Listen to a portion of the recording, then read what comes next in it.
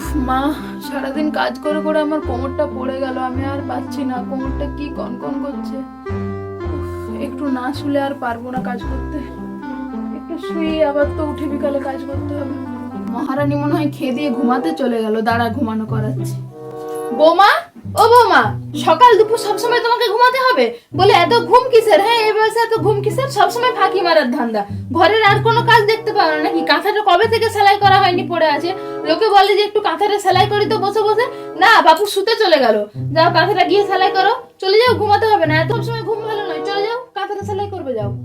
উড়েমি সব সময়।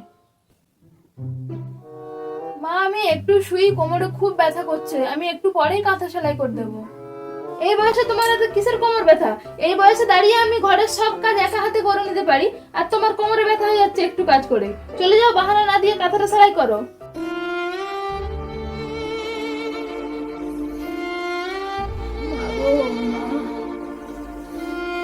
পুরো ভিডিওটি দেখতে নিচের দেওয়া লিংকে ক্লিক করো আর সাবস্ক্রাইব করতে ভুলো না কিন্তু।